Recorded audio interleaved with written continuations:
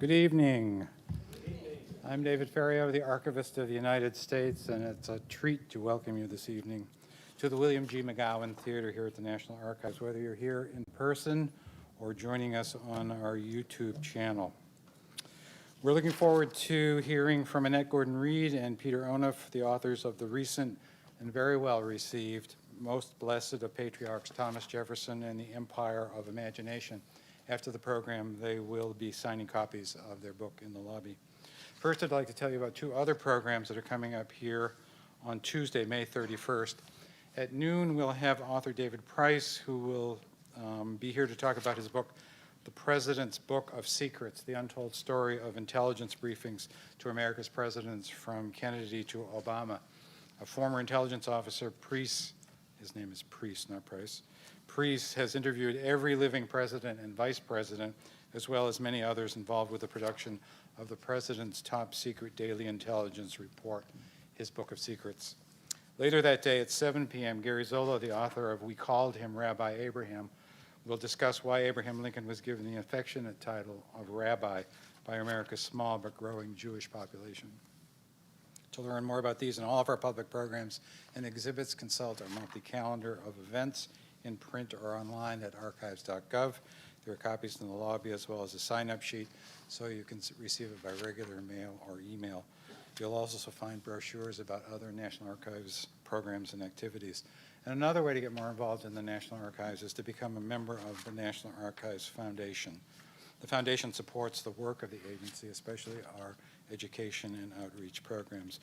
And the CEO, president of our foundation, is right there in the front row, Alelia Bundles.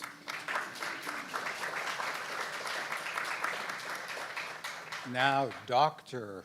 Alelia Bundles, as of this past weekend. Congratulations.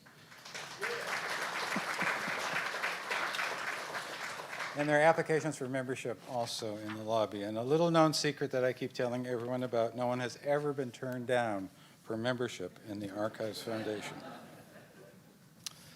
Thomas Jefferson had many roles and personas. Here at the National Archives, we hold documentation of the public political Jefferson as delegate to the Continental Congress, envoy to France, Secretary of State, and President of the United States. The centerpiece of this building's rotunda holds the Declaration of Independence. We preserve the records of the Continental Congress, which contain debates and correspondence documenting the efforts of a new nation trying to get a foothold on the world stage. The treaties, congressional messages, and other federal records of Jefferson's presidency document a time during which the nation was tested on the international stage, while at home it doubled its territory. The richest source of information about Jefferson comes from his own pen, and we have an unparalleled source of those writings in Founders Online. The papers of 6 major founders of the United States, projects supported by our National Historical Publications and Records Commission, come together to offer free online access to the original words of Franklin, Washington, Adams, Jefferson, Madison, and Hamilton. Jefferson's papers alone amount to over 43,000 documents, and more is yet to come.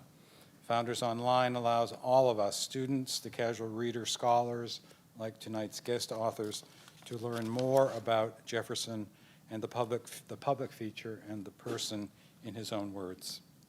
Tonight we hear from Annette Gordon-Reed and Peter Onuf about their new study of Jefferson's life, Most Blessed of the Patriarchs. Since its release last month, the book has received praise from many reviewers. Peter Baker in the New York Times wrote, "To the already bursting Jefferson canon, they add a fresh and layered analysis, one centered more on his interior life than his deeds for posterity." Gordon-Reed and Onuf are not the first to search for the other ways into Jefferson's private place, nor will they be the last, but they have provided a smart and useful map for those who are certain to follow.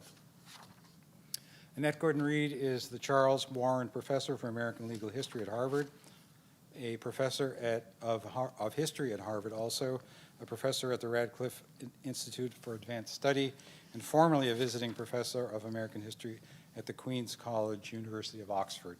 She's the author of a number of books, including Hemingses of Monticello, for which she won the Pulitzer Prize in History. Peter Onuf is the Thomas Jefferson Foundation Professor of History Emeritus at the University of Virginia and Senior Research Fellow at the Robert H. Smith International Center for Jefferson Studies. Previously, he was the Harmsworth Professor of American History at the University of Oxford. He is the author of a number of Jefferson books, including The Mind of Thomas Jefferson, and is co-host of the public radio program Backstory with the American History Guys. Ladies and gentlemen, please welcome Annette Gordon-Reed and Peter Onuf.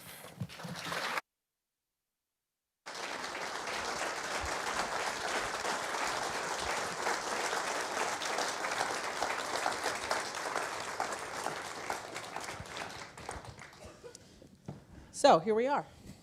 Welcome everybody on this beautiful day. I'm told that it's been raining here incessantly. We had a similar problem like that in New York, but it's been a beautiful, beautiful day. Yeah. And we'd like to talk about our book, and we're going to start by talking about ourselves, because that's what's really interesting about this book. And Enough about him, what about us? Yeah, what about us? Enough Jefferson already. We'd like to talk a little bit about our collaboration.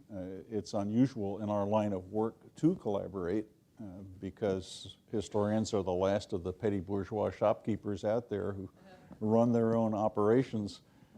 But we go way back, 20 years, and we've been talking for those 20 years, and at some point, Annette realized, because I'm pretty clueless, that we had a book in us. So Yeah. explain that. Explain it. Well, I mean, I should start, we always start out saying this because I think it's very, very critical. I met Peter back in 1995, I believe it was. I had, in a white heat, written a book, a manuscript, Thomas Jefferson, Sally Hemings, An American Controversy, in response to some op-eds that I had seen about the movie Jefferson in Paris, in which people were saying that it couldn't be possible that Jefferson had a relationship or a liaison, however you want to call it, we can talk about that later maybe, with an enslaved woman on his plantation. There was no evidence that this happened. Jefferson wouldn't be involved with the slave girl. And so I'd sat down to write what I thought would be an op-ed and kept getting longer and longer and longer. And I ended up writing a book. And I wanted to try to test out what I was saying. Basically, it was sort of looking at the historiography and questioning some of the ways that historians had written about it. The original title of the book was Thomas Jefferson and Sally Hemings, Historians and the Enterprise of Defense, because that's what I really thought was going on here, that they were acting like defense lawyers in thinking about this story. So I sat down and wrote this book, and then I had it in my mind that I would have people read it, and I wanted particular types of people to read it. I wanted people who I thought would be hostile to what I was saying. People who believed what the historians. Yes, the white guy, the Thomas Jefferson Memorial Foundation professor at the University of Virginia. Okay, so how's he going to think about this, right? This is what I'm thinking. Now, of course, he's going to be opposed to this idea, and I'd pick some other people who'd written about it and sent it out to them as well. I called Peter on the phone. I'm at a law school in which we have faculty assistants, and I thought everybody had faculty assistants. So I was surprised when he, and being thoroughly sexist, I was surprised when a male voice answered the phone, and I said, I want to talk to Professor Onuf, and he said, this is Professor Onuf, and I was nonplussed there for a second, and I managed to tell him that I was calling him to, I was going to write a query letter to see if he would read my manuscript. And he said, this is sort of a query phone call, I would guess. And I said, yeah, I suppose so. And he agreed to read it. And lo and behold, he did not hate the manuscript, which is what I thought. He liked it.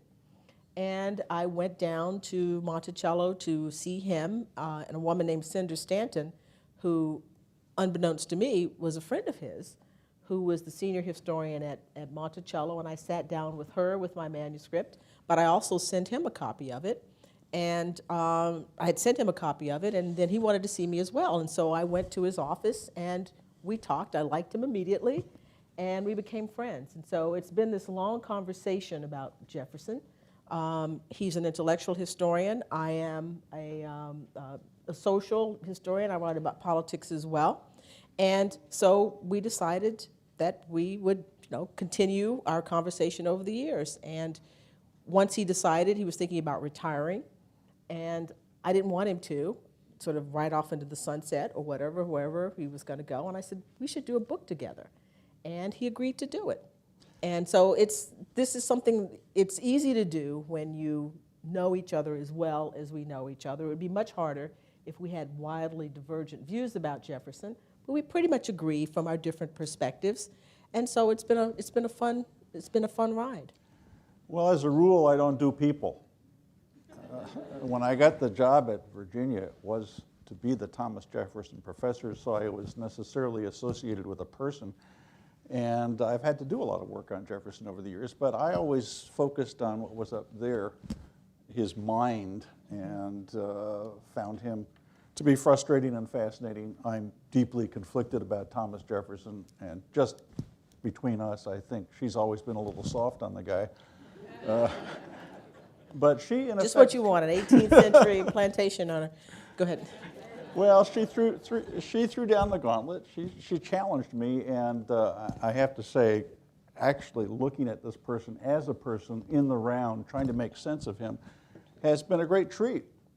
I've extended my range, and old people don't think they have any range to extend, so it's been a lot of fun. Come on. Yeah. Well, I think the common ground that we explored together is what you might call applied psychology, trying to make sense out of how Jefferson fashioned himself, a sense of himself, and trying to connect. And I think this is the big contribution we're trying to make, is to overcome the Sphinx complex, the idea that Jefferson, and that's a literary reference for you readers, overcome the idea that Jefferson can't be known. We think there's a lot you can know about Jefferson, and he's telling us all the time, of course unintentionally, because he always insisted that his private life and his innermost thoughts were his alone, and it was nobody else's business. It was just Jefferson. Well, he is, as pop psychologists say, protesting too much. And we took as a point of departure the idea that this distinction between private and public, which is in many ways a very modern distinction that we have fashioned in the modern world to protect ourselves, to create selves that we can celebrate and take pictures of. I haven't mastered that yet. I'm too old. That idea of a self, in some ways you could say Jefferson anticipates that. But the self, of course, is, as we know, a social construction. That is, there is no self except in relationship to other selves. So this is the point of departure. We don't believe that you can make the distinction Jefferson insisted on. To that extent, we don't take him at his word. But the working method has been, he deserves to be taken seriously, and we're going to say this word once tonight, and you may not repeat it in any question. We think it is terminally boring to call him a hypocrite. Oh, a hypocrite. Hypocrisy. So, Seeing Jefferson through. It's the H word. It's the end of all conversations about Jefferson. It, in effect, accepts his distinction between private and public and says, Jefferson knows he's a liar. He's not owning up to the life he lives and his responsibility, of course, for the enslavement of his own people. So if you want to leave now because you had a question planned, it's okay. It's okay. It's okay. Well, the idea was to sort of, we think it's been sort of in a ditch. Jefferson scholarship has been in a ditch because of that construction of him, the notion of hypocrisy, and he's a hypocrite, and you don't have to, as you said, it's the conversation stopper. And here's a person who had his hand in so many aspects of American life, from politics to science, all kinds of things. A very interesting person that you really don't get a chance to deal with, and you have to deal with him because he's at the center of so much of American life in the early American Republic. I mean, a person who, once he takes office in 1800, he has 2 terms, and then he has his acolytes who come after him, Madison and Monroe, a brief moment for John Quincy Adams. Then we get Jackson, who's sort of a knockoff Jefferson.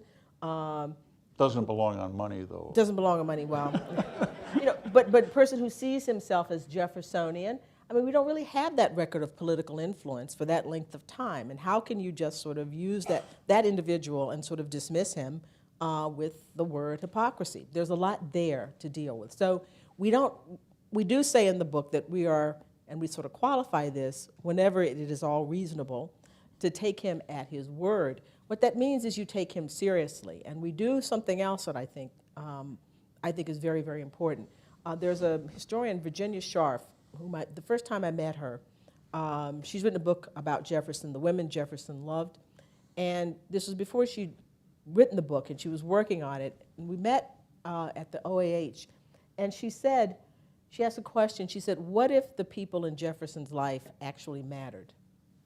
In other words, if the people around him were not used as just pawns or people to sort of, to reflect upon him, if you took all of them seriously. So not only do we take Jefferson seriously, that he has a set of motivations, he has a set of hopes and desires that he expresses, some that, he expresses through his actions, some through his words, but everybody around him we take seriously as well to try to get a portrait of what is going on in his life. And sort of move some of the things that have been written about him. I guess Lincoln has probably been written about more than he. But there's so many biographies. There's such a construction of Jefferson that comes from other people's, I think a lot of people's wishes and desires and so forth, and every generation has their own expectations. We'd really try to get, and most of the work we use, the research is pretty much his letters, and some secondary sources, but primary sources. We try to do that to sort of build him as much as, from the inside out as much as we possibly can, with also using some of the things that we've learned over the past 20, 30 years in slavery historiography, political history, all those kinds of things to bring to bear to give a different portrait of him. Right. So we thought we'd start tonight because we don't want to bore each other, and we're doing this quite a bit. So tonight we're going to try something new. It's always new. We don't know what's going to happen. And I mean that really, but go ahead. No, this is sort of true. Let's talk about religion, because inevitably we will talk about slavery. That's what you probably are all interested in. And unless there's a Unitarian out there, would you disclose who? All right, finally, this is the first time on our tour, and it's astonishing because, and I believe that was a woman who. All right. Wonderful to meet you. I hope we could talk later. I'm a lapsed Unitarian. And how do you wonder, tell? What is a lapsed Unitarian? A lapsed Unitarian. That's an interesting concept. Forgiven. Jefferson thought that every young man, with all due respect, but every young man in America would be a Unitarian one day. You know that quotation, I'm sure. Yes. So what went wrong? What happened? It's very easy to dismiss Jefferson as some kind of, I don't know, French philosopher. Mm-hmm. And we had a fight. We cherish our only disagreement so far because we work it for all it's worth. We really haven't disagreed about anything, and not even about this, honestly, but we'll stage it nonetheless. He thinks we weren't disagreeing. Yeah, okay, let's disagree. No, I mean, it was about religion. I had taken Jefferson to, when he says that he's a Christian and a sect by himself and unto himself or whatever, and that he was sort of paying lip service for the purposes of sort of throwing people off the trail. I didn't think he took it very, very seriously. Because when he describes himself as a Christian, I grew up in the United Methodist tradition. The littlest Methodist, one of my friend's fathers called me the Methodist. And there are certain precepts, there are certain things that you believe if you are a Christian, if you come up in that tradition, and Jefferson didn't believe any of them. Right. He didn't believe in the divinity of Christ. He didn't believe in the Trinity. And I thought, well, how does that fit into a notion of Christianity if you don't believe any of those things? You know, the analogy I made, if somebody said that they didn't believe there was one God and they didn't believe that Muhammad was his messenger, if they were to say they were Muslim, that might make people prick people's ears up and think, well, what's going on here? And I thought about it, and from talking to him and understanding. Jefferson, No, or not me? talking to you, talking to you. She does realizing channel that- Jefferson. I channel Jefferson. To you, talking to you, I thought about, I got the sense that I worried that I might have offended you by suggesting that, that a Unitarian, that if he believed those things, that he could not call himself a real Christian. But he convinced me that, reminded me, or, as I thought more about it, people have argued about the substance of Christianity for centuries and centuries. And there are councils where people say, this gospel is in, that gospel is out. Who am I to say, from my perspective, that you must believe these certain things? If he says that he's a Christian, if he understands his understanding of what Jesus meant and why it was important to him, who am I to say that not to take that seriously? So I backed off. That's one point of disagreement, a small point of disagreement, but I think it's not serious in the sense that it was anything that could cause a rupture. Our friendship was not at risk. Friendship is not at risk, but I do think it's a serious point about Jefferson and Christianity, that it's not right for me or others to suggest that have a litmus test of things and say a checkbox and say we have the answer and he has to be out of the club. But it forced us to take his religious quest, his spiritual quest, seriously. And here's a crucial site for trying to explode that private-public distinction, because this is an intensely private thing for Jefferson, but it's a private quest for an understanding of the world, of everything, of the passage of time. It's what he does in his private moments, but it has cosmic significance for him. And we'll try to show the ways in which it relates to his political view. But the first thing to say, and I hope there's no Calvinist here now, we've got the Unitarian. We're going to try to offend everybody in time, so we should have little cards you could give us that we'd know what to say. He said, and there's a wonderful tie-in here with the Texas School Board, that some of you are from Texas. Now, if I say that, then she'll be offended because she's from Texas. Do you know what they did in Texas? You want to tell them? Well, because of Jefferson's religious beliefs, or what they perceived to be non-beliefs, they wanted to take him out, a discussion of him. They didn't want to take him out of the history books, textbooks, totally. But there used to be a section where Jefferson was discussed as a figure of the Enlightenment, an important figure that influenced the beginnings of the United States. So what they did was to take him out of that discussion, and now he's just a list of people. He's sort of like a laundry list of folks who were influential during that time. He doesn't have that special place. So what they did is they replaced him with John Calvin and St. Thomas Aquinas. Right, there's the light for you. So, and so I mean, you just it's think of Jefferson versus Calvin. And what does Jefferson say about John Calvin? He says John Calvin is an atheist. Don't call me an atheist, says Jefferson. It's John Calvin. Now, why does he say that? It's because Calvin is a Neoplatonist. Many of you suffered through the Republic when you were young, so you know what I'm talking about. He believed in these ideal forms. It's all mystification.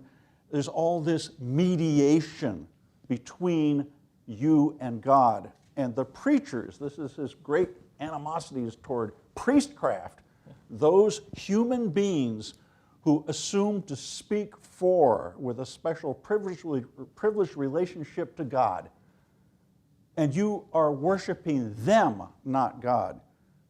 Jefferson's spiritual quest is for a direct connection with the teachings of Jesus to enable him to understand the Creator, nature's God, the God who created this wondrous thing, this world we live in. And think, we are so jaded and cynical, we know somebody's going to figure everything out in due time, and there's no mystery left. But put yourself in the 18th century when they didn't know anything. And imagine that you believed it was a lawful world, that it made sense. But you could only begin to discern those laws because of the light that learning was shedding on the world. It was the invention of printing. It was the republic of letters. We began to see things. And then imagine trying to figure out some of those laws, not to master creation, but think of this as a form of worship, to begin to appreciate the massive, infinite scale of this creation, which you could only begin to glimpse. And you'll never fully know it. After all, we only have a brief moment on earth, something that she's not persuaded of yet because she's so young, but I can't do this. I can't start waving my dead hand. The dead hand of the My past. self-description for my good friends is I'm a nearly dead white guy. And in fact, this is where I'm getting a little weak on Jefferson. I'm a little more sympathetic. I always accused her, as I did recently, of being soft on Jefferson. When Jefferson gets really old, and I get soft on him too, and I've begun to appreciate his effort, an effort which is based on faith alone, that there is some pattern, some lawfulness. Intelligent design, he actually He uses that phrase, intelligent design. And I think we need to renew our appreciation for that sense of awe and wonder that, to me, is the essence of true religious faith. Mm-hmm. Anyway, enough preaching, though if you like this. Well, I mean, it's important. It's ironic because he's the person who's seen as the great atheist. Right. You know, it affected his political career. That was the charge against him in the 1790s. People saw him as a threat to the United States because he was taking God out of it, and that could not have been further from the truth. He understood that he believed that the United States would be a religious country. The only question was what kind of religious country it would be, and what would be the nature of that. He did not want a country in which, as you said, priests and people who served as mediators or people who might influence people in ways that he didn't think made sense in a Republican society. He believed in the Enlightenment. That's the thing that's very, very difficult for people to accept about Jefferson. He really did, in fact, believe in progress. That's hard for us to think. We're much more cynical, I believe.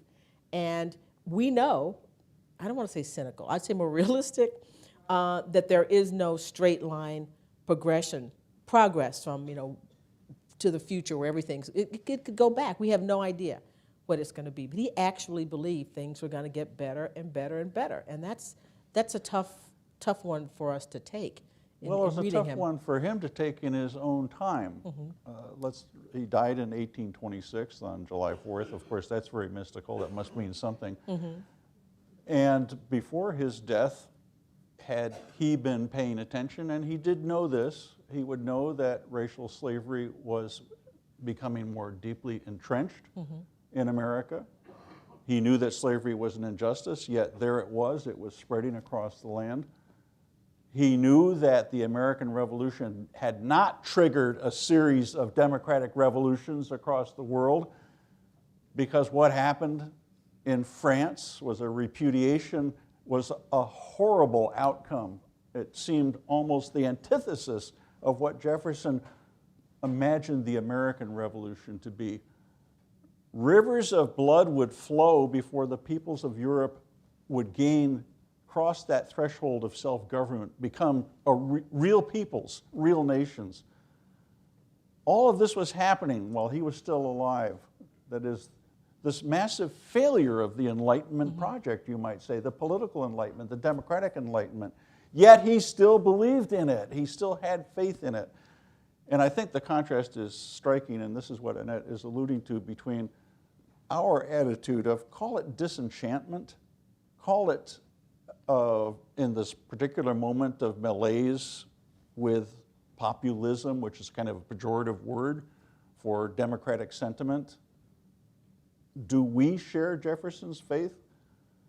And I think that's what's amazing about it. And that's probably the nicest thing we'll say about him all night. It's going to go downhill from here. But keep that in mind as we continue.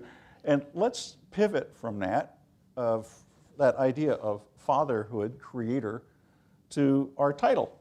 Maybe you could explain. I hope you're mystified by this title. Well, this was a controversial thing with our publisher, Most Blessed of the Patriarchs. They were not thrilled by that because some people were not thrilled by that because they thought that it was too religious. It made it sound like like a patriarch, a religious patriarch. And the phrase comes from a letter that he wrote in 1793 to Angelica, Schuyler Church. People who've seen the musical Hamilton may know the Schuyler sisters. She was one of the Schuyler sisters. She's the most flamboyant of the Schuyler sisters.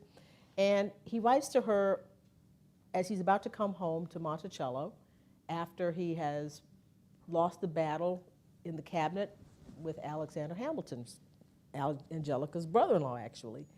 And he's talking about going back to Monticello, and he says, I got my books and my fields to form and to watch for the happiness of those who labor for mine, namely enslaved people. And he talks about his daughters, and he says, and if they come live next to me and everything proceeds, I'll consider myself as blessed as the most blessed of the patriarchs.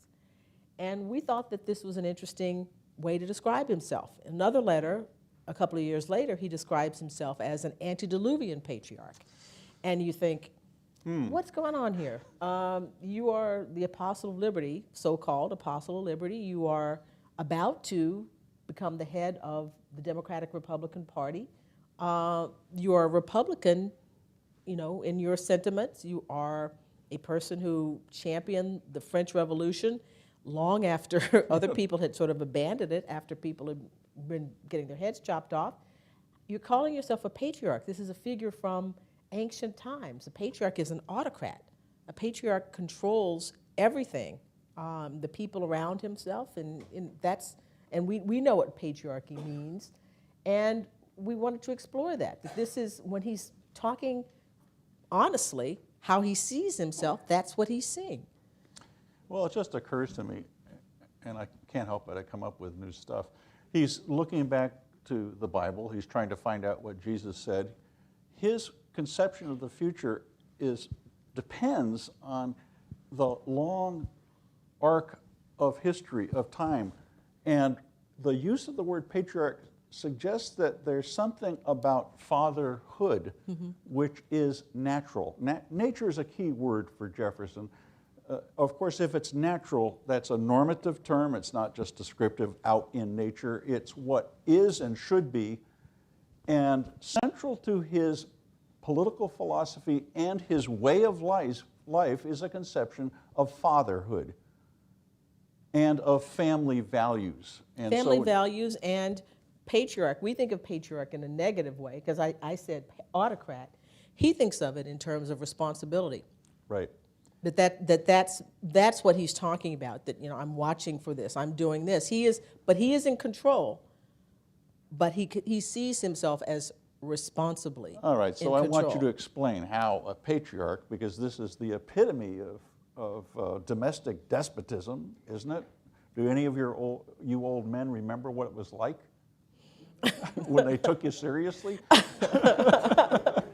so Well, yeah, now people had to take him seriously, and particular people had to take him seriously, definitely. Well, what's it like? He had a good sense of himself. You're a patriarch. If you see yourself responsible, nobody wants to believe that they're exercising too much power. Right. And so this is his understanding of himself, is something that we can't, when you think about slavery, and this is a big part of it, he's this way with his family, his legal white family as well. But as far as enslaved people go, he has a vision of himself as somebody who is a good patriarch. Right. He is a good patriarch. He's watching for the happiness of those who labor for mine, is what he said. Isn't that word happiness an interesting one for him to be using in reference to his slaves? A person who thought, Right. as a younger man, who'd written of slavery as if it were, as Peter's written about, as a state of war. These people are inevitably conflicted. They're inevitably opposed to one another.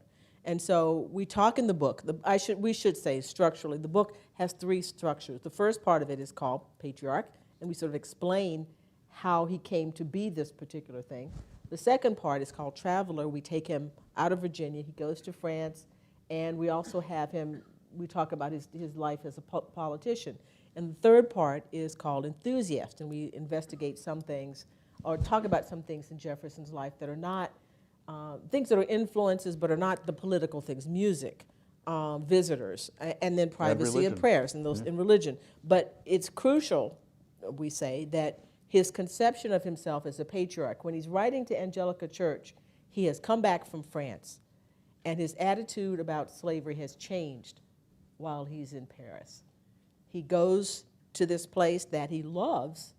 Some aspects of it he loves: music, architecture, the sort of the high art there he thinks is wonderful, but he is, in some ways, I mean, he's, frightened, you could say, horrified by French society, French women who are forward, who are out in the streets, who inject themselves into politics and so forth.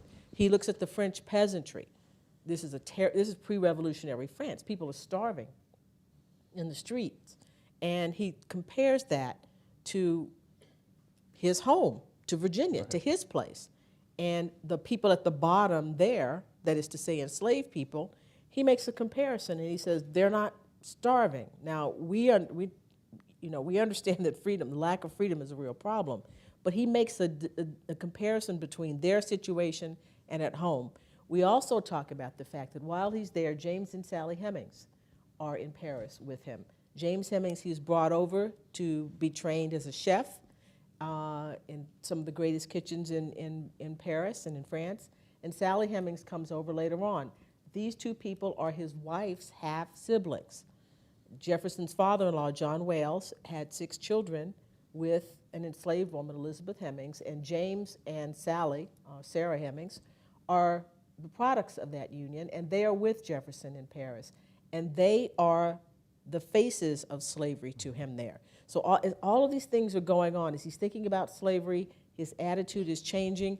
They are there, and he judges himself as a slave owner by how he deals with them, which is very, very different than what would be a typical, enslaver or enslaved relationship that you would have, that he would have with people down the mountain, or other masters would have either. So all of this changes his attitude about himself as a patriarch. So that's, when he uses that phrase, he's seeing himself as, this new vision of himself as the responsible patriarch who's going to be a good slave master. And it's important to remember that before Jefferson went to France, he had had some bad experiences in Virginia with the British invasion, with his pathetic, well, I don't mean to be judgmental, his poor performance as governor of Virginia. Problematic, as historians say. Problematic is performance. the term of art. And if you read his only published book, Notes on the State of Virginia, you see that it's a long complaint about what is wrong with Virginia. And this is the backdrop for what Annette is saying about the change in attitude that being in France enables him to see things about America in a different frame. Mm-hmm. Because when he's in Virginia, he will tell you, as he does in Notes on the State of Virginia, this is written while the war is still going on, and while his slaves are escaping to the British lines, while the prospect of a race war is very real. It's not just a figment of his imagination. The idea that enslaved people could be a fifth column joining with the British to overthrow the revolution, destroy American independence, that's very real. It didn't happen. He's in Paris, and then, as Annette says, and this is where we have the most fun with Jefferson's sexual anxieties, which he projects onto young men. Don't go to Europe. If you're thinking about it, there's nobody young here, so I don't need to warn you. You will learn to... young people here. Yeah, there are. Yes, go for it. Those women of the street, those fast women, those salonières that Annette is talking about, you'll be drawn into, you'll be seduced. And Jefferson knows what he's talking about because he's almost seduced by it. Mm-hmm.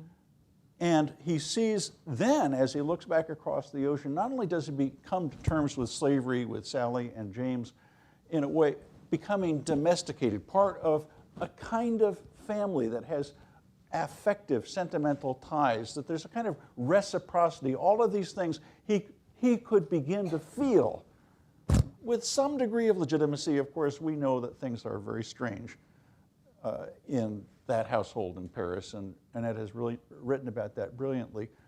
But he looks across the ocean and he sees this is where we have wholesome nuclear families. This whole notion of the family being the central institution in America, we don't have them anymore, but there was a time in the 1950s when they were broadly represented on television and sitcoms.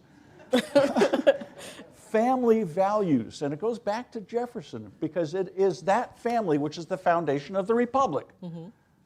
And contained within that family are enslaved people for the time being. Remember that convenient idea of progress, things are going to get better. When the world was at war, Jefferson saw that it was compelling to do something about slavery. When peace came, Jefferson understood his role as that of a steward. Mm-hmm. In the meantime, I will try to ameliorate, to improve the condition of my slaves, make them happy. Mm-hmm. And once you start thinking that way, once you think you can make people happy in that situation, that's the absolute end of any kind of effort to do anything socially about it. He had tried as a young man, he thought, introducing a bill to have emancipation in Virginia. That failed. 1796, St. George Tucker tries to present a bill to the legislature. They won't even take it. They won't even accept it. You know, Jefferson understands, and I think rightly so, and people criticize him for not trying, but he had ambitions, and he had ambitions for the country. The revolution and the maintenance of the American Revolution was his obsession. It's not slavery, it was not race, and he turned himself to that. Now, we know it happens so often in life, there are things that you want, things that you think are important, and there's something over here that's a problem, you say, that'll take care of itself.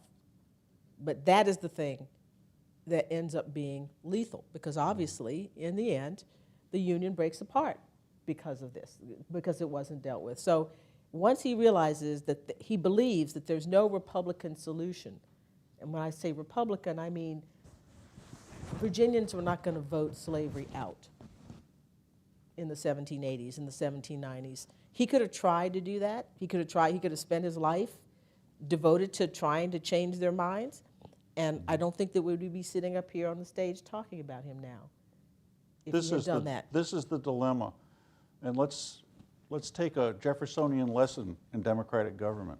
Mm-hmm. The basic principle, he said, the mother principle of Republican government is majority rule. That has to be the rule that we abide by. Now you say, well, majorities can be mistaken, and they can indeed. We know that. We've lived with that throughout American history. Yet, Jefferson believes in the progress of enlightenment. That's the thing we keep coming back to. When we talk about the empire of the imagination, our subtitle, that's our way of evoking that idea. And it's only with the passage of time when we reach the point that the majority of his fellow patriarchs, and that's the second important point to make, he's not the only patriarch. He's not George Washington, who is seen as the father of his country. He's the father of his people at Monticello. And it's a society, it's a nation of fathers and families. That's his beautiful vision. And what attaches people within the family are bonds of love and affection. Now that seems worse than a caricature when we're talking about enslaved people, but it's very much part of his sentimental view of human relations. He's a student of the Scottish moral sense philosophy of the Enlightenment. He believes in this essential social impulse, this capacity for identification. After all, equality and republicanism doesn't make any sense if we don't come together, if we don't have common bonds and attachments. That's part of that faith that we were talking about. And so you must be patient, because if he imposes emancipation on his fellow slave owners because he has superior wisdom, then they are his slaves. That's the logic of the Revolutionary period. That's why we will pray, as Jefferson does, and he uses that word prayer in 1814, that the younger generation will carry on this good work because the Enlightenment is progressive. It's very hard for us not to reject all this as, I'm not going to say that H word, but just to dismiss it as nonsensical. Don't you understand that this is an enduring and powerful institution? But that's the measure of his faith. And the problem he presents to us is one that we face today. And that is, how do you square our moral sense with the reality that in a republic we are bound by the will of our fellow citizens, that we cannot exercise power over them? Yes, and the other thing that's running through this, the notion of republicanism is tainted, is influenced by the doctrine of white supremacy. When he thinks about a community and a family, the family is the basic unit, goes out to the community, out to the state, out to the nation. It's a nation of families, people who are in a common mating pool. How can you be equal citizens? How can you say that we're all Americans if you say you can't be in my family? Right. We're all equal, and we're all Americans, but you can't be in my family. And he's not even close to being able to talk about, well, then he speaks against it. And he's assuring, well, we can't do this. And the reason we can't do this, we can't live here together, because we can't all be in one family. Mm-hmm. And that is something that Americans have struggled with from the very beginning. It's something we struggle with now. It would be, he certainly couldn't have said the opposite of that, we should all come together, because that, again, we would not be sitting here talking to him. And that's a very difficult thing for us to is sort of line to cross now. We're at a point where things are changing, but you have commercials. It's only in the last 10 years or so that you see commercials with couples that are of different races. And when you do, people complain.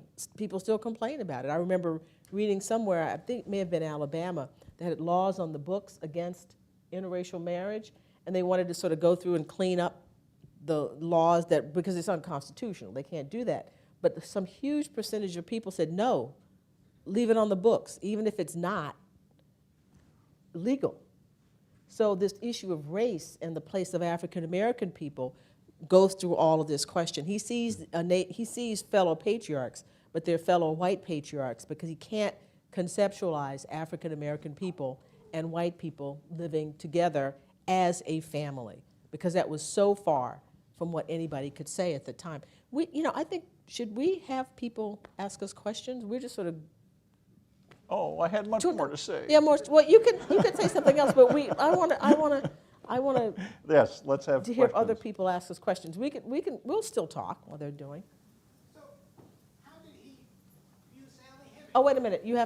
I think you have to come to a microphone, because they are doing. Okay, while he's walking to the microphone, I would just like to underscore the point that Annette is making, and that is what you might call the central tragedy of American democracy, because we long for those kind of strong, affectionate attachments that Jefferson reads into his family of families, the nation, the family writ large. That's robust, that's thick, that's not soulless like the liberal idea of atomistic individuals, each a sovereign unto himself or herself. These are the connections that make social life meaningful, yet it's also a boundary that excludes people. And those people who are being excluded, this is why I come back to and want to remind you that Jefferson's ideas about separate nations, about separating blacks and whites, come out of the experience of the American Revolution. And his solution is an enlightened one, even though we find it horrific. And that is emancipation and expatriation, or what's later called colonization. If the peoples were separated, then we could declare the enslaved people. We could declare them, remember the happiness, which is passive? We could declare them a free and independent people. That's his language in Notes on the State of Virginia. And then we'd have two free peoples, and they could meet together. But separately, but in their yes. different places. And it's, I mean, you see it in the, and I'll say this, I'm sorry, I said I want to hear from you, and now I'm keep talking. You might line up behind. Well, Yeah, does that make sense? well, because people, you know, Burl Colbert was Jefferson's last manservant. There's no doubt in my mind, and the family says this, that Jefferson loved Burl Colbert, that Jefferson had enormous affection for Burl Colbert.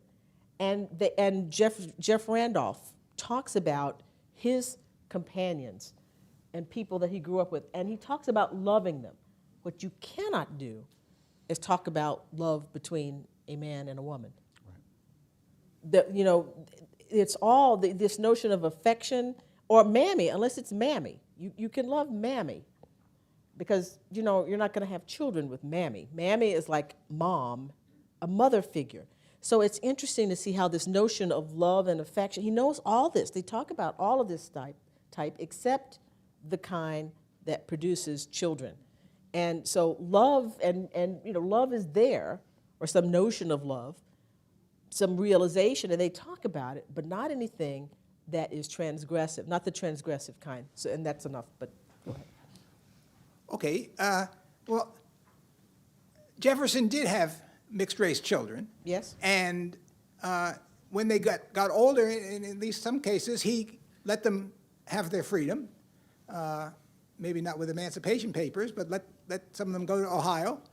And evidently felt some sort of family responsibility toward them, or some affection toward them more than to other enslaved people that he was responsible for. Can you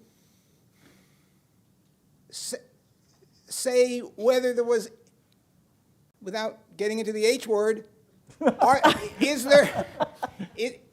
You don't have to abide by that. Is there because he any said realm that.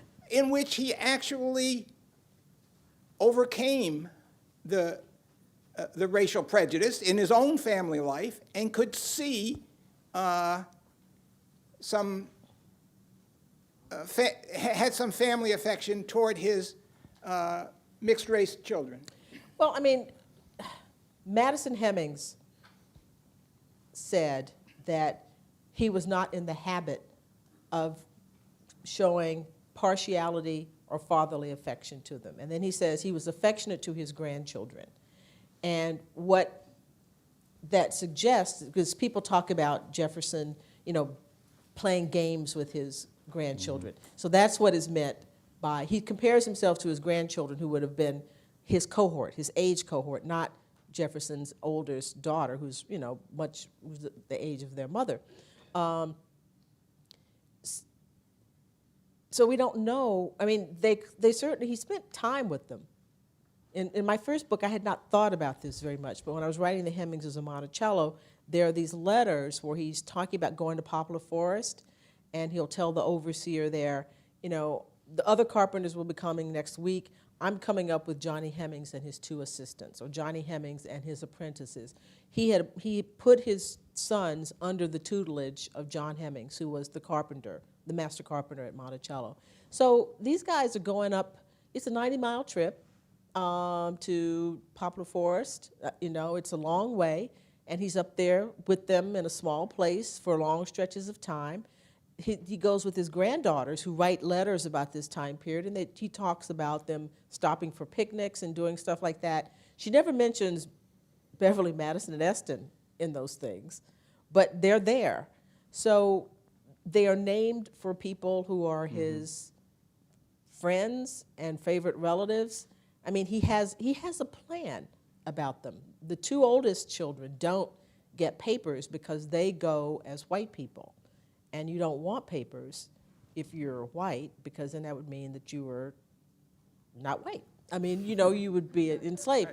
And the youngest two are given their freedom. So we don't know, it's hard to say what love means. I mean, he's certainly not treating them like other people are treated. They're only family that kind of leaves the place, you know, intact as free people.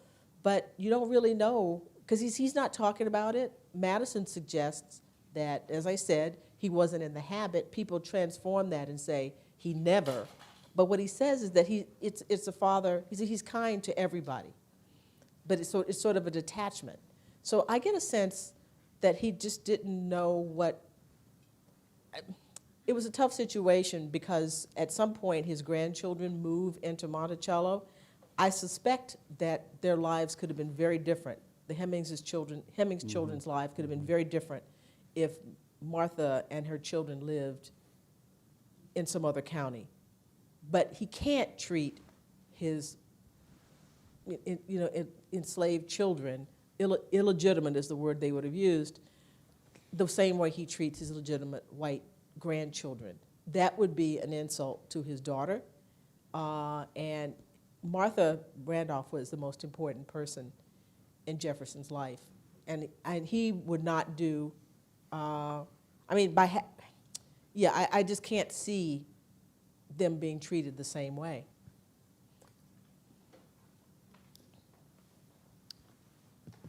Thank you. I have a question related more to today's world. I find the title fascinating. Today's world? Yes, yes. So please bear with me just for a moment here. So I find the title fascinating, Empire of the Imagination. My question is it possible to build an empire of imagination today? Let me explain what I mean. So Albert Einstein said, imagination is more important than knowledge. And what if a country of small or medium size, let's say 10 to 15 million people, were possible to be reorganized as a near perfect meritocracy? Would that captivate the imagination of the world, perhaps? What if that country was led by somebody who, is not only a man of theory, but a man of action? It could actually make that happen using a blend of the best ideals that our classic ancestors, including Jefferson, had come up with, and blending that with modern state organization theories, like, for example, those contained in The World is Flat, that book. Mm-hmm. So that's my question. Thank you. Well, how many people live in Finland? 7 million? Something like that? Yeah, something like 7, 8 million people. Yeah. We have a good friend, Ari Hillo, who's a distinguished Jeffersonian scholar, who keeps telling me that Finland is a Jeffersonian republic. And there's some argument for this. Mm-hmm. Connectivity is really important to Jefferson in his world of correspondence, writing letters, being in touch with the world. And Finnish kids grow up implanted with cell phones in their ears, so they're always connected, and they have the best educational system in the world, evidently. So, and education is very important to Jefferson, who's very concerned about the rising generation. That's a wonderful question. I have to say, good luck if you happen to be in charge of this country. That would be great. But I'd like to put it this way, and I'll be brief about it. To be a visionary, and Jefferson is a classic visionary, he can see things. He can see far. He got it wrong about the Unitarians, but he did have a notion of the continental... Well, so far he's got it wrong. Yeah, well, okay, maybe tonight we're going to begin a revival. But he did see the expansion of the American way of governance and way of life across the continent. You can say that's probably the most powerful validation of Jefferson's vision. Yet, to have vision, you have to overlook things. And I think that would be the way I think we both think about Jefferson. And his choosing to site himself in his home on a hilltop even contemporaries, noted that this seemed to be enabling him to look far across space and through time, but he didn't see things that were directly beneath his gaze, that he overlooked. You could, Annette used the word realism. People like Alexander Hamilton, more realistic. They don't necessarily get it, they don't necessarily leave the great legacy, but maybe they don't overlook those things. They have to deal with them. I, with Einstein, and I'm happy to be associated with Einstein, am all for, that's so stupid. I'm all for imagination. I think that's a wonderful idea. I would say the one thing that Jefferson would caution you, wherever you are now, because you've disappeared. No, it's right there. Oh, there you are. Is that if you mentioned an enlightened individual, a man of action, a man of vision, beware of men of action and men of vision. And the great dominant hero figure of the 19th century was Napoleon, and Jefferson lived long enough to see what a man who in many ways is a man of modernity and a kind of enlightenment is also a man who brings unparalleled carnage to the European continent. So I don't want you to launch this project just yet. I think you need, as my friend Ari Hello would say, you need a whole country of Finns who all agree about these basic values and ideas and share your vision. It has to be a collective vision. So there. Hello. I think I'm one of your younger viewers. Yes. I've always had an interest in American history, and also I'm a music teacher. And I think that there's no denying the impact that Hamilton has had on pop culture. My 7th and 8th grade students actually quote the musical. They think it's so cool that I've seen it. They're like, I want to see it so bad. I'm just wondering about your opinion on how Jefferson was portrayed, and if you've seen it, and if you sing the music in your car. And We love it. Jefferson, this is going to be sort of silly because, you know, it's David Diggs, who is not a white guy from Virginia with the right complexion or hair color, but he's very cool. We had the privilege of meeting him. Came out to talk to a bunch of Jeffersonians to say, you know, what do they like? And was officially invited by the president of Monticello to come visit Monticello and, I don't know, have a residence there in the house, whatever. But he's very cool. And in Jefferson's day and in his way, he had a sort of aura about him as well.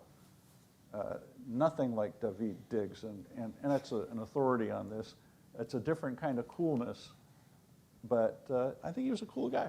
No, I thought it was a good portrayal of him because I said in a newspaper article it was so wrong that it's almost right, that he captures the sort of mischievous nature, I think, of politics, not Jefferson's demeanor. It's as if what's going on inside of Jefferson is it's sort of turned inside out, and it's all out there, the stuff that's going on in his head. It's just, I think it's actually quite amazing what he does. You know, I think it's good for young people to see it and to be excited about it, so long as you tell them that It's all wrong. that you know, Alexander Hamilton was not an abolitionist. He was not. He did not like immigrants. He was, you know, for the big banks, and it's just sort of a weird thing. I did this piece about this and kind of got in trouble about it. But what I was trying to explain was, despite all of the things that are, you know, not, you know, right about it, historians love it because you can't. Someone said you can't argue with art. I mean, it really is a work of genius. How he's taken letters, things that we quote all the time, and turned it into music. I would watch it. I mean, I listen to it on my my iPhone all the time. I'd love to see it again.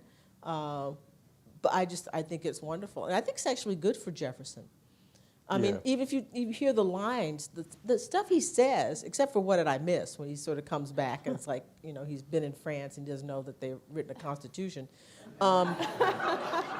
which he did know. But the other songs, you know, he's not the villain. I think he's, you know, he's much more sympathetic than the original. It's just that he's Cab Calloway. I mean, you don't expect Jefferson to be Cab Calloway or Andre 2000. I mean, you know, it's you know, but I do think it's great. It's wonderful. So I think as Americans, we're still pretty idealistic and hopeful. I mean, apparently we're all going to vote to change something this year. But I'm wondering how, so we should give Jefferson some credit for that, I think.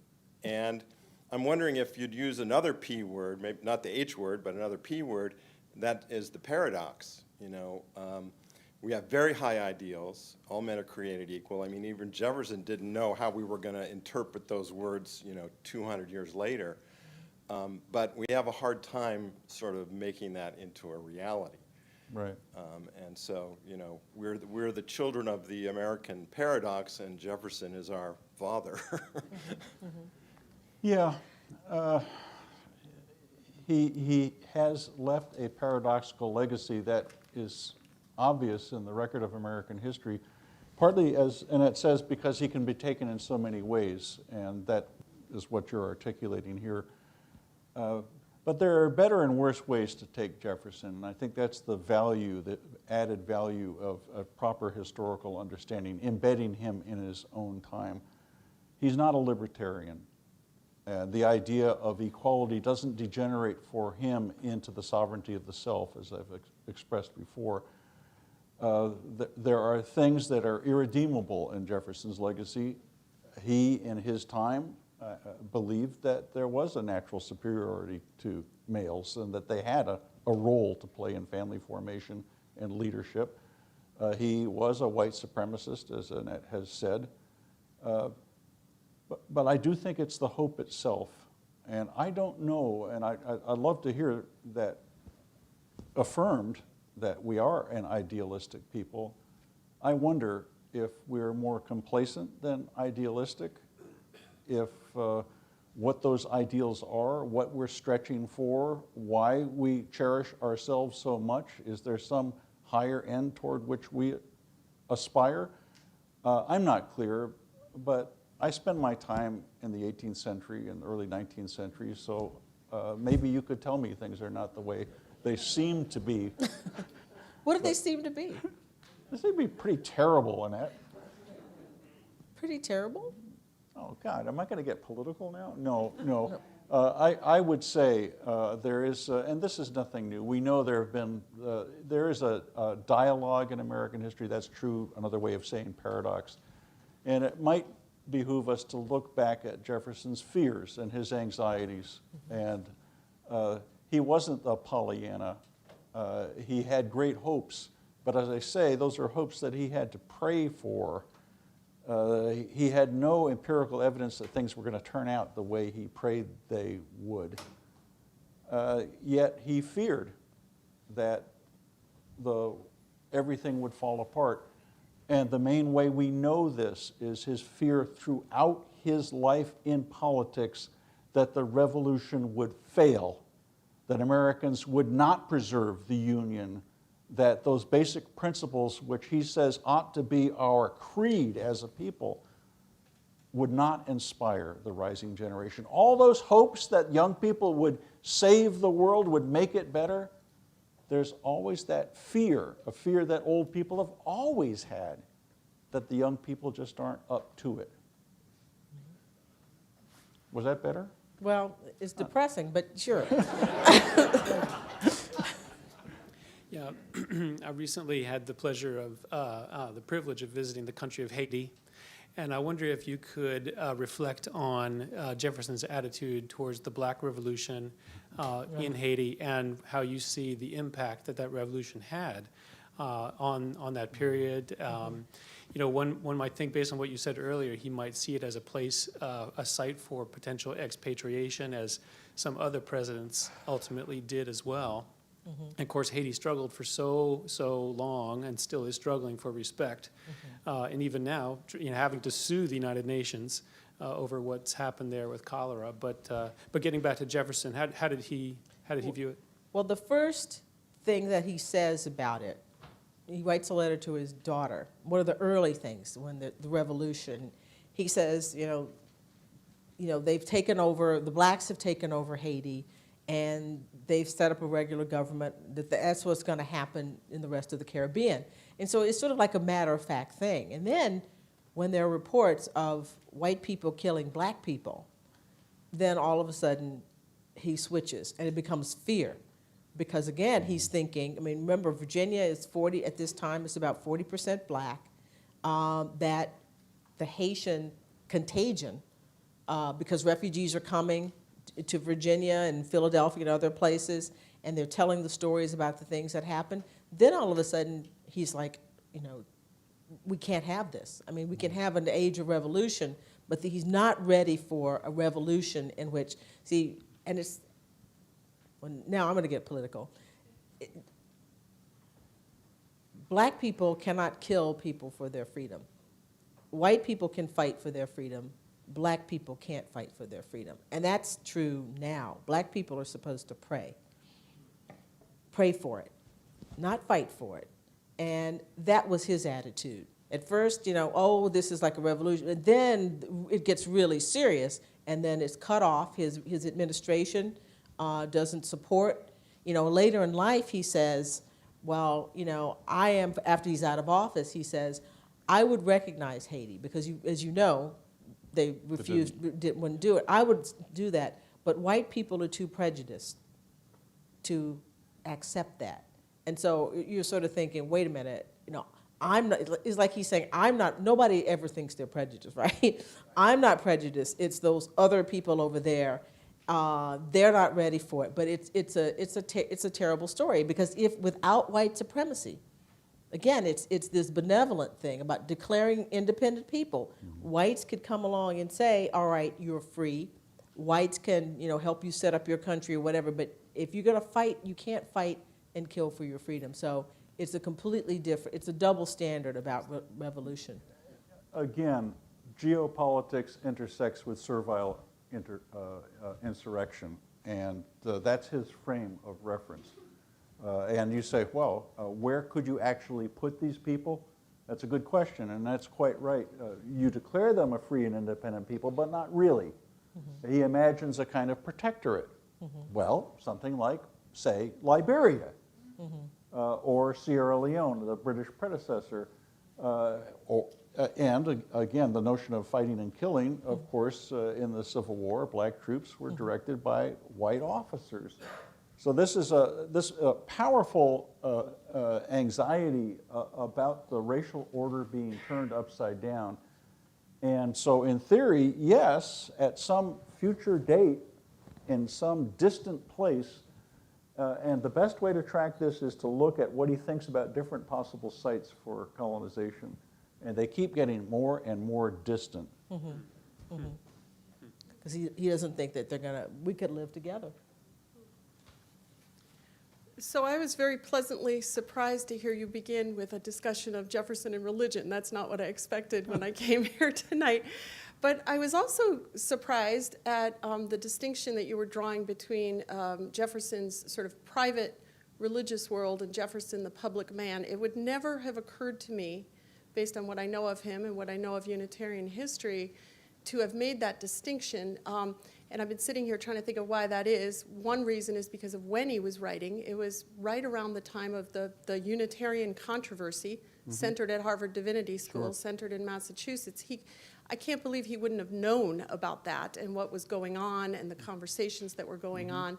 But the bigger reason is because the religion that he was talking about, and as far as I know, he never darkened the door of a Unitarian church, so it wasn't... They didn't have a lot in Virginia. Not a lot in Virginia, and, you know, but so it wasn't that he was saying, go out and join a Unitarian church, but I think what when you were speaking of his religious or spiritual values, it's not only that what was being said and believed and what is still part of that tradition, it's not only that the Creator created nature, and we find the sublime in nature.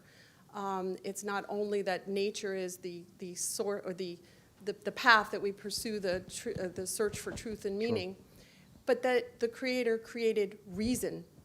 And that's the link to the public Jefferson, it seems to me, that makes his private religious life make sense with the writer of the Declaration of Independence, the man who struggled with his context that he was in. It's all part and parcel to me. I just wondered if in your research and you're thinking about linking these different aspects of his life, the Empire of the Imagination, if you looked at the Jefferson Bible and for clues and how that figured into your analysis. Yeah, we didn't get to go through a full thing, but that is, of course, the link. For people who don't know, Jefferson started in, while he was in office, to create a Bible that he thought would sort of be purged of all the mystifications and so forth. And he took a razor and cut out the miracles and created his own version of the New Testament, and it was called the Jefferson Bible. It's called The Life and Morals of Jesus of Nazareth. We definitely have a whole chapter, Privacy and Prayers, talks about that and talks about reason and how he, how it does fit into his public life. It's similar to his testimony against slavery as an injustice. It gets out despite himself. He doesn't want to publicize his ideas, that they become publicized, and he never disowns them. He says, yes, I said these things, and I still believe that. But he was, as he saw himself, ahead of his time, ahead of the curve of enlightenment. And in due course, he had great hopes that the tendency of politics and religion in America was moving toward a religion of the people, a democratic religion, a Christianity that was, we might say, largely based on practical matters, ethics, morality. This would happen in the fullness of time. That was his dream and fantasy. He was so excited about this idea that he wrote to people in Cambridge and said, bring your preachers to us, and they'll be rejected from our pulpits because, of course, we have bigoted sectarians, even his good friends in Charlottesville with whom he socializes. But you will find in the fields, people will gather from all around. You'll have a Unitarian camp meeting. It'll be a revival. Can you imagine that? Yes. Yes. Okay. We That's have the spirit. And I think that brings us full circle to where we started, and that is these religious ideas of his are not just for his own edification. When he imagines his afterlife, he imagines witnessing the unfolding of the history he played a part in. That is the progress of enlightenment, the liberation of peoples, and the triumph of reason. I'd only add to reason, though, and this is a point that we make throughout, it's that affective, sentimental dimension, the heart as well as the head, that's crucial to his beliefs. So the world wasn't ready. But even if the world wasn't for his religious testimony, but he thought the auguries were good because people were looking in the marketplace, the religious marketplace, they were looking for efficacious preaching, and they needed it in order to organize their lives. This is what Tocqueville observed in the 1830s. Religion's tremendously important in America, and more groups like the Disciples of Christ are rejecting doctrinal tests because it's heart religion. It gets to basic things. It's truly democratic, and ultimately, at the end of the day, there's this convergence of a proper understanding of the cosmos, of the world, and a reverential attitude toward it, and a politics of love and respect that we would have for each other. I think one more question. Kind of continuing on the religion theme, early on you mentioned he was attacked or called an atheist by a political opponent, which is made a parallel to some things we still see today with politicians running. Did he take that personally, people attacking his religion? How did that make him feel? Did he fight back, or did he just kind of let it go? No. Oh, he took it personally. Yeah, very. He took it personally. I think that's one of the reasons he sits down after, because the 1790s were, and his first election and the second, it was just a horror show in terms of that. People thought that, one woman thought that people buried their Bibles because they thought he was going to outlaw the Bible, that adultery and incest would become the norm if he were elected president. And yeah, he thought, he couldn't believe that he was surprised that people would think that, because religion was a private matter, and so he had his own religious beliefs, and he wasn't an atheist. And so that's why he sits down to write the Bible. He thinks that it could be something that could be useful eventually when people were ready for it. This was sort of his antidote to this notion of people going after people in public for their views. He didn't like conflict. No, he did not like conflict. So. And he had an idea, a vision of social harmony, and maybe we could end with that, with the importance of music. This is not just a chapter in which we indulge in a hobby of Jefferson's, something that he had fun doing.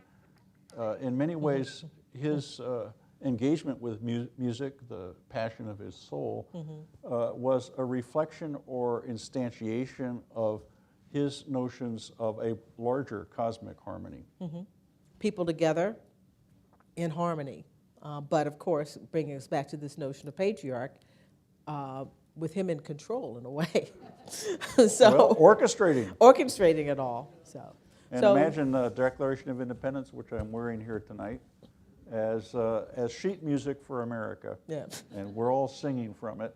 And with that elevating thought and with that notion of idealism sustaining us for a few more generations, we say adieu. Adieu. Thank you. We're going to be,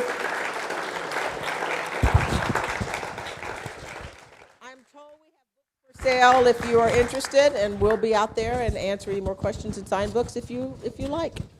Thank you very much.